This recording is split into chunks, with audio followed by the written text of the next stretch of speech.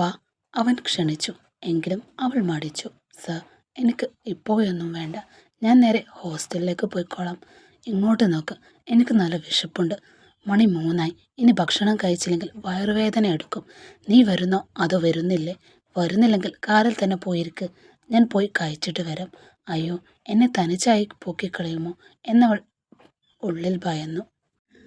ശരി, നിങ്ങൾ ഇത്രയും നിർബന്ധിക്കുന്ന സ്ഥിതിക്ക് ഞാൻ വരാം. അവൾ കാറിൽ നിന്നും ഇറങ്ങി. ആദിത്യൻ അവളെ കൂട്ടി ഉള്ളിലേക്ക് നടന്നു. ശാന്തമായ AC കേബിനിലേക്കാണ് അവൻ അവളെ നയിച്ചതും.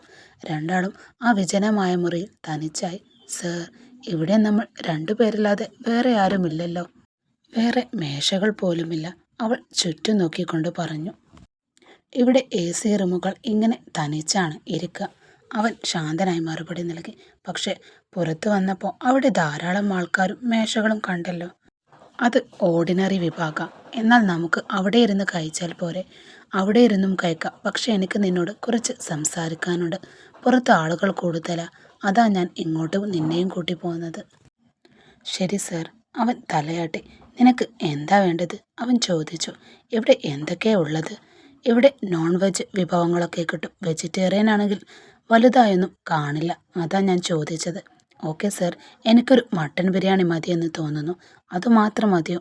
കൂടെ കഴിക്കാൻ വേറെന്തെങ്കിലും സൈഡ് ഡിഷ് വേണോ? ഇല്ല സർ, എനിക്കതും മതി. എൻ്റെ വയർ ചെറുതല്ലേ? അവൾ പതുക്കെ പറഞ്ഞു. ശേഷം മൗനത്തിലേക്ക് ഒതുങ്ങി.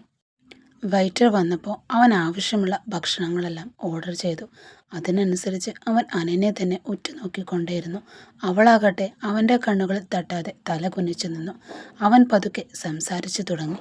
അനന്യ, ഞാൻ പറയുന്നത് കേട്ട് നീ തെറ്റിദ്ധരിക്കരുത്. നിന്നെ ഹോസ്റ്റലിലാക്കുന്നത് എനിക്ക് എതിർപ്പൊന്നുമില്ല. പക്ഷെ നിന്റെ അച്ഛനും അമ്മയും ചോദിച്ചാൽ ഞാനെന്ത് മറുപടി പറയും?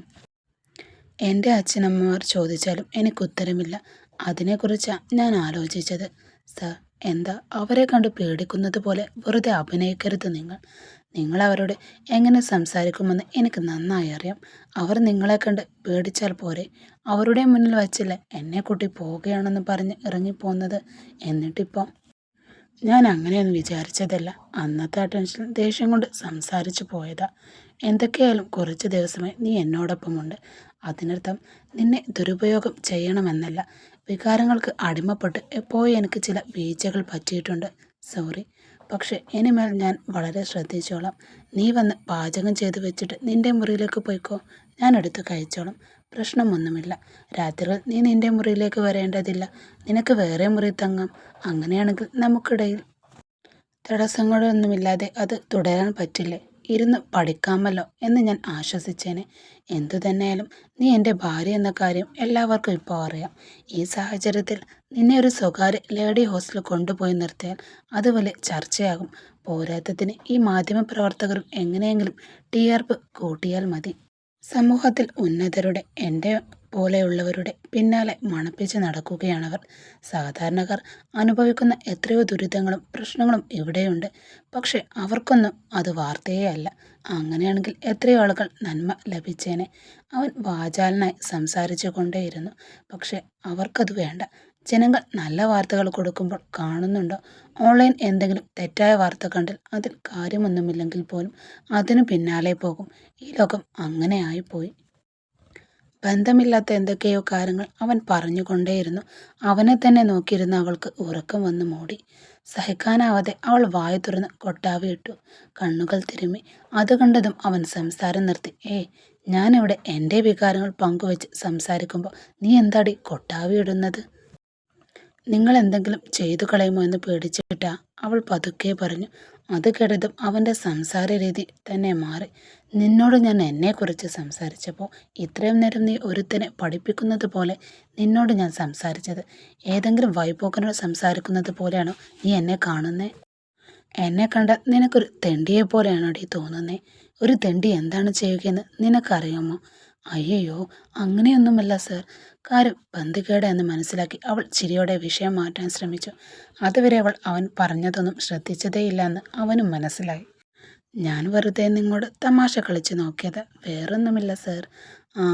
ആ പേടി ഉണ്ടാകണം, അവൻ ഗൗരവത്തിൽ പറഞ്ഞുകൊണ്ട് കൈ കഴുകാൻ പോയി. അതിനിടയിൽ അവൻ ഓർഡർ ചെയ്ത വിഭവങ്ങളെല്ലാം മേശപ്പുറത്തേക്കെത്തി. അവനൊന്നും കാര്യമാക്കാതെ അനന്യ ഭക്ഷണം എടുത്ത് കഴിക്കാൻ തുടങ്ങി. ആദിത്യൻ അവളെ നോക്കി ഒരു ചെറു പുഞ്ചിരിയോടെ കഴിക്കാനും ആരംഭിച്ചു. കുറച്ച് സമയത്തിനുള്ളിൽ രണ്ടുപേരും ഭക്ഷണം കഴിച്ചു. പക്ഷെ കഴിക്കുന്നതിന് തന്നെ ഉറക്കം വന്ന് അനന്യ കണ്ണുകൾ അടഞ്ഞു പോകുന്നുണ്ടായിരുന്നു.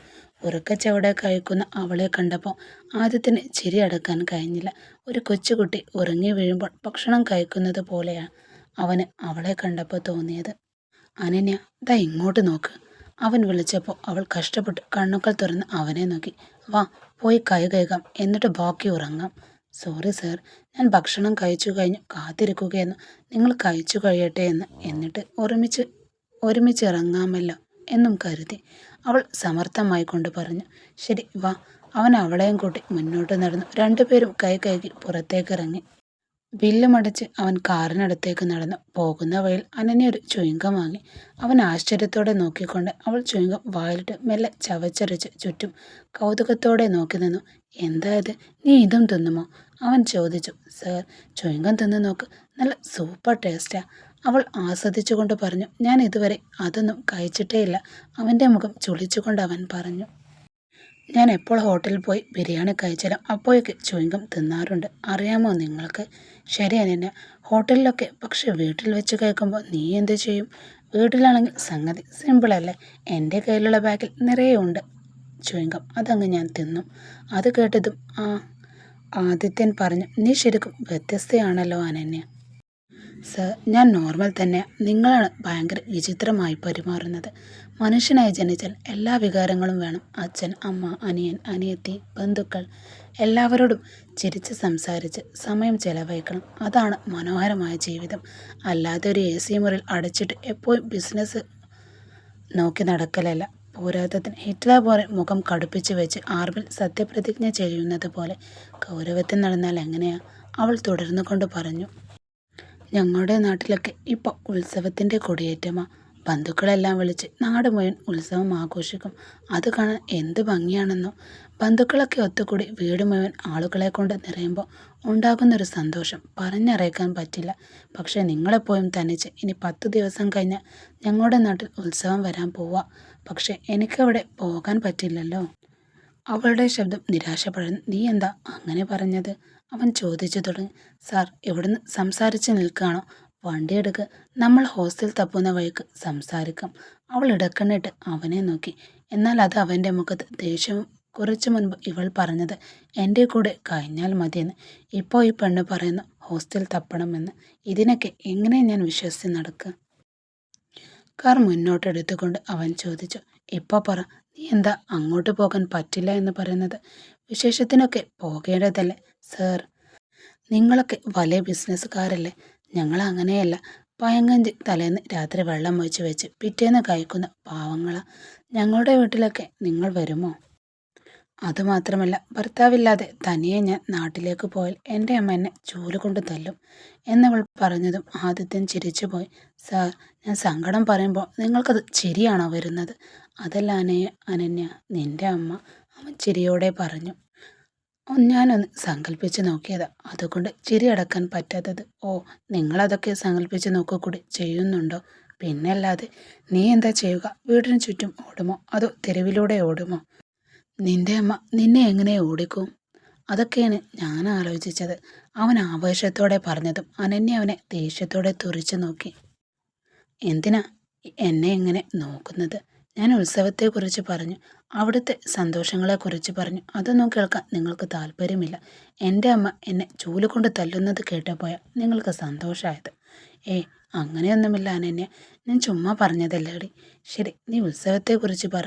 അവൻ വിഷയം മാറ്റി. അവൾ പോകുന്ന വഴിയിലുടനീളം തൻ്റെ നാട്ടിൻപുറത്തെ ഉത്സവത്തെക്കുറിച്ചും പരിസരത്തെക്കുറിച്ചും സംസാരിച്ചു കൊണ്ടേയിരുന്നു.